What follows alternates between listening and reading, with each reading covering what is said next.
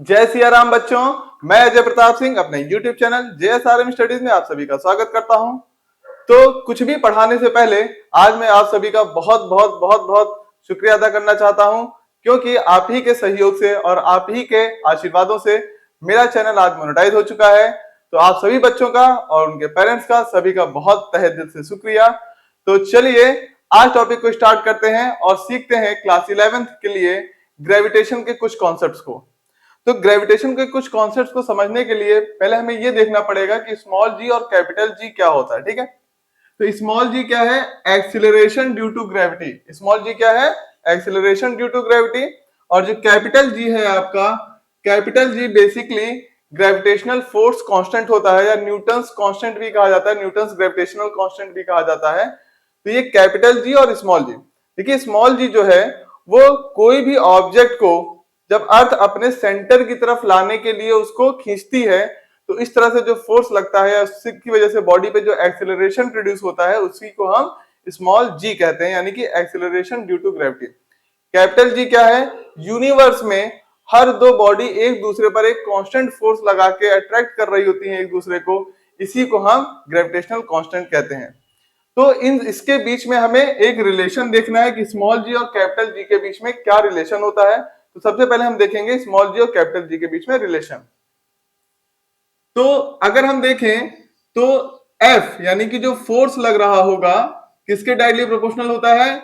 दो बॉडीज के मासेस के प्रोडक्ट के। फिर से सुनिएगा, जो दो बनेगा ना, यूनिवर्स में लगने वाली किन्हीं भी दो बॉडीज के बीच में फोर्स जो कि कांस्टेंट होता है उसको हम ग्रेविटेशनल कांस्टेंट कहते हैं। अब वहां पे जो फोर्स लग रहा होगा, तो दोनों बॉडीज की बात हो रही है, यानी कि M1 और M2 या कैपिटल M या स्मॉल m, तो दोनों बॉडीज के मासेस का जो प्रोडक्ट होता है वो फोर्स उसके डायरेक्टली प्रोपोर्शनल होता है।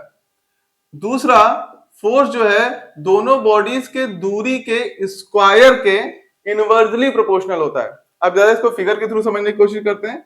मान लेते हैं ये बॉडी है आपकी जिसका मास है कैपिटल M, और ये एक दूसरी बॉडी है जिसका मास है स्मॉल m। दोनों ही बॉडी एक दूसरे को अपनी तरफ अट्रैक्ट कर रही होंगी एक कांस्टेंट फोर्स के साथ। तो यहां से इन दोनों यानी कि जो फोर्स है कैपिटल M है और स्मॉल m, दोनों मासेस के प्रोडक्ट के डायरेक्टली प्रोपोर्शनल है।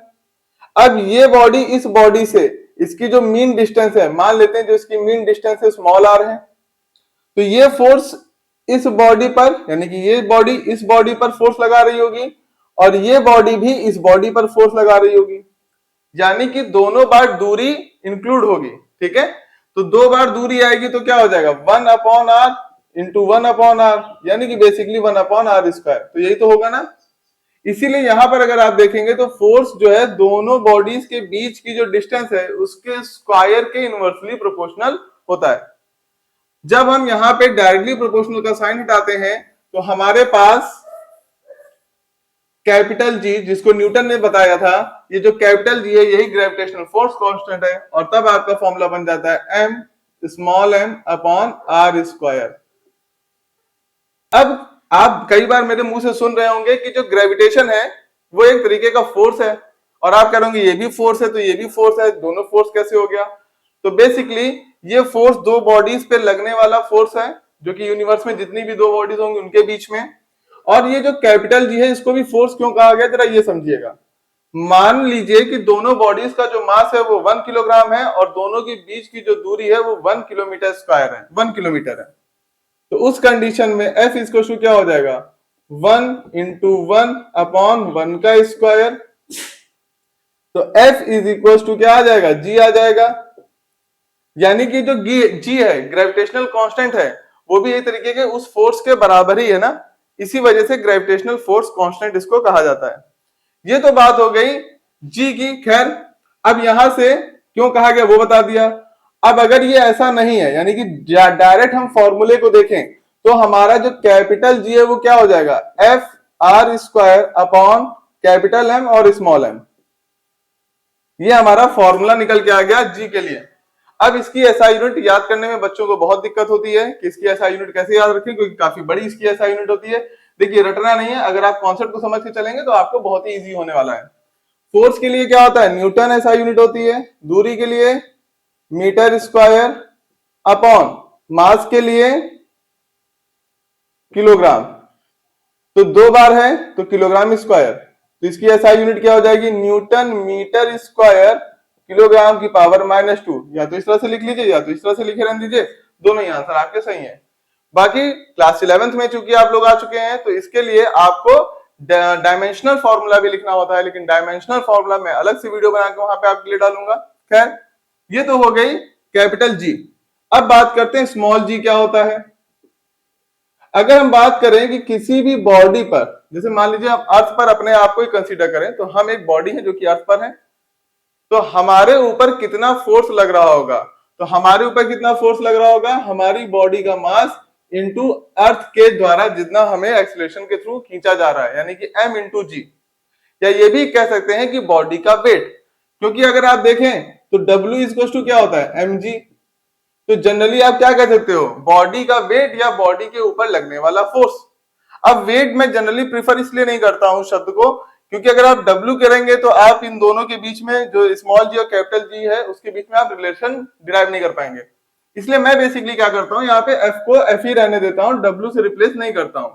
या आप अपने कहने के लिए, क्योंकि जब आप वहां पे लिख रहे होंगे बुक्स में कि ये F है क्या, तो आप क्या लिखेंगे, वेट ऑफ द बॉडी लिखेंगे, वेट ऑफ द बॉडी, लेकिन यहाँ पे मेंशन क्या करेंगे, एफ मेंशन करेंगे। उससे ध्यान रखिएगा, टीचर्स पे कोई प्रेशर नहीं होता, क्योंकि उनको पता है क्या आप लिख रहे हो, क्यों लिख रहे हो।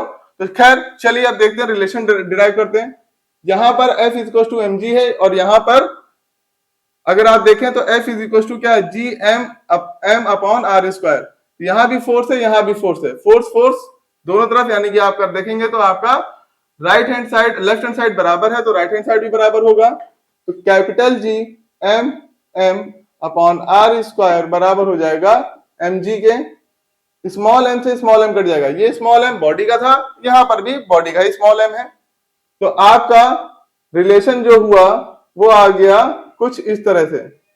अगर आप अर्थ के रिस्पेक्ट में करते हैं, इसी चीज को आप सिर्फ अर्थ के रिस्पेक्ट में देखते हैं, क्योंकि देखिए जी जो है वो अर्थ का ही होता है, ग्रेविटी अर्थ पर होती है, हालांकि मून पर भी होती है। मेरा वीडियो पड़ा हुआ है जहां पे मैंने डब्ल्यू और डब्ल्यू के बीच में रिलेशन डिराइव करके रखा हुआ है। तो वहां पर भी अगर आप देखेंगे तो वहां पे आप देखेंगे कि जो मेरा जो जी है स्मॉल जी, वहां पे क्या है, मून पर ग्रेविटी को मैंने डिफाइन किया है। तो जब मैं मून पे ग्रेविटी को डिफाइन कर रहा हूं तो वहां पे 1/6 ग्रेविटी थी मून पर, ठीक है।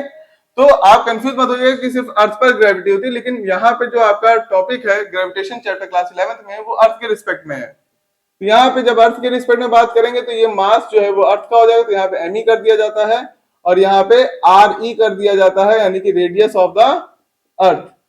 क्योंकि बॉडी जो है अर्थ पर है, उसके रिस्पेक्ट में आपकी दूरी, देखिए ये अर्थ है, अब आप यहाँ पर हैं, ठीक है।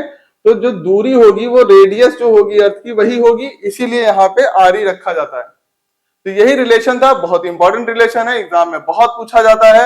आप अभी अभी बोर्ड का पेपर देकर आए होंगे और अब आप 11th में आ चुके हैं, तो आपके लिए बहुत इंपॉर्टेंट टॉपिक है। तो होप सो आपको ये समझ में आया होगा, इसका स्क्रीनशॉट ले लीजिए और अपना बहुत बहुत ख्याल रखिए, और मेरे वीडियो को लाइक कमेंट एंड शेयर करते रहिए। जय सिया राम बच्चों।